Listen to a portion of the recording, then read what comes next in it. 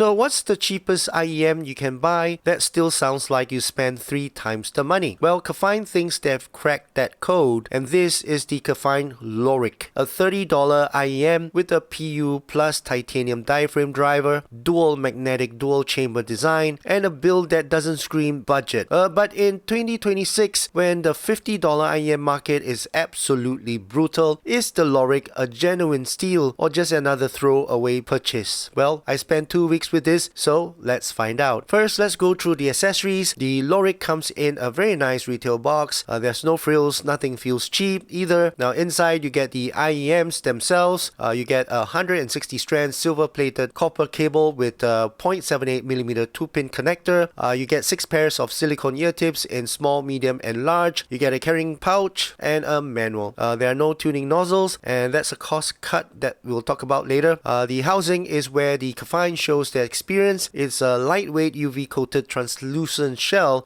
with a zinc alloy faceplate. You can actually see the driver assembly inside, which is a nice touch at this price point. The shell is screw-in reinforced, not glued, which should help with longevity. Weight is just 6 grams per side, and the ergonomic shape sits very flush in the ears. For small to medium sized ears, this is genuinely comfortable, and I wore it for 3-hour sessions with no fatigue at all. The cable is pretty decent, 160 strands of silver plated OFC, soft, low microphonics, and it terminates in 3.5mm headphone jack. There is also a USB-C and a mic version available on their website. It's not the premium cable that you get on Del C or Clean, but at $30 is perfectly acceptable. Alright, so let's go through some specifications of the LORIC. Now under the hood, it uses a 10mm dynamic driver with a PU plus titanium composite diaphragm. KEFINE's marketing calls this the elastic bass, full and warm mids, and smooth treble. The driver sits in a dual magnetic dual chamber configuration with N95 magnets, which is the same magnetic grade KEFINE uses in their more expensive models. The frequency response is 20 to 20,000 Hz, sensitivity is 107, and the impedance is 20 ohms. What does this mean? It means that it's very easy to drive. So your phone's dongle is plenty, though like most budget dynamics, it does scale slightly with cleaner power. The tuning follows a gentle V shape with Harman inspired curve. The bass and treble is elevated, mids are slightly recessed but not hollow. There's no interchangeable nozzles here, unlike the Clean or Del C, and what you hear is what you get. Alright, so let's talk about the sound signature, and I'll post my graph somewhere up here. First, let's start off with the bass, and I would say the LORIC's bass is surprisingly physical for a $30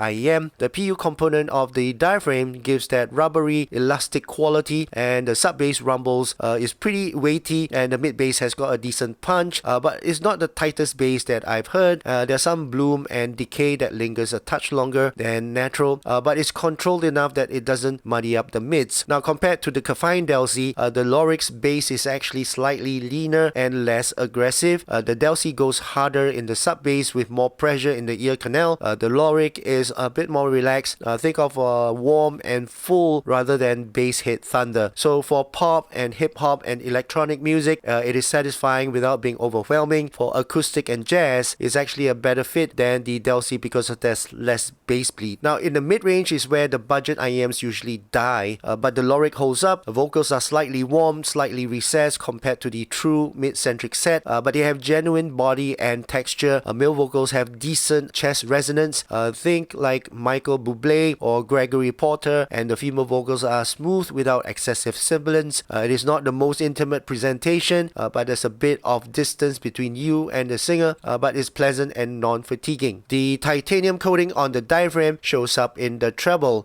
There's better extension and sparkle than typical PU-only drivers at this price point. Cymbals have actual shimmer, not just a dull thud, and the top end is smooth. There's no sharp peaks that make you winch, but also there's no overdamped, lifeless treble that some Harman-tuned budget sets suffer from. It is a safe, inoffensive treble that works for long listening sessions. But that said, detail retrieval is limited. Micro details in busy tracks gets smoothed over, and this is not an analytical IEM. It is a musical, forgiving one. Alright, so let's talk about the technical performance of the LORIC. The soundstage is pretty wide and deep, typical of a single dynamic driver at this price point. Imaging is decent but is not pinpoint. Layering is where the LORIC shows its price. complex orchestral tracks and dense metal tracks can get a bit congested, and the sound separation is pretty average at this price point. Now let's compare this with some other IEMs. Now against the KEFINE Clean, which is at $45, the Clean has a better build. It's got tuning nozzles for customization and a slightly more refined mid-range. Now the LORIC's bass is actually more natural to my ears, but the Clean wins over the versatility and technicalities. Now against the Delcy, which is at $60, the Delcy is warmer, bassier and more fun. The LORIC is more balanced and easier to listen to for longer periods. And if you found the Delcy too thick or bloated, well, the LORIC is the cleaner alternative. Now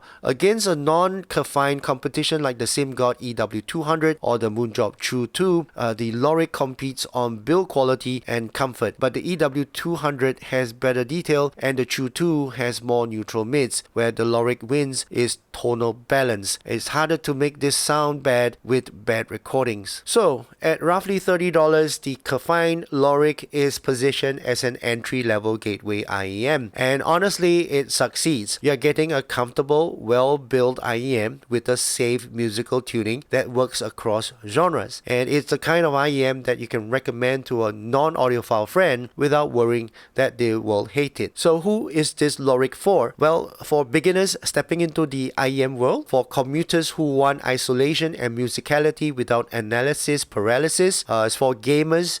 The mic version is genuinely useful here, and the imaging is good enough for directional audio, and is for anyone who wants a backup IEM that doesn't embarrass itself against the $100 sets. So who should skip this? Well, for the Ditto freaks and the bass heads who want skull rattling sub bass, and also anyone who already owns the Clean or Delcy, because the LORIC doesn't obsolete either. Alright, so let's conclude. And the KEFINE LORIC isn't revolutionary. It doesn't redefine the budget IEM market, but what it does do is deliver a genuinely pleasant, non-offensive, well-built listening experience for the price of a nice dinner. Now, in a market flooded with mediocre $20 to $30 IEM, the LORIC stands out by simply being competent at everything and bad at nothing. So is this the best $30 IEM ever? Probably not. And is it the safest recommendation I can make at this price point? Well, yes.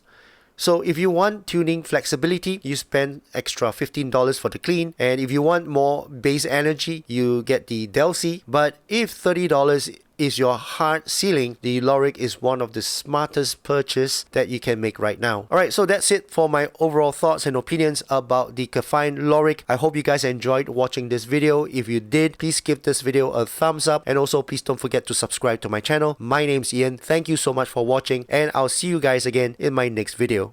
Cheers.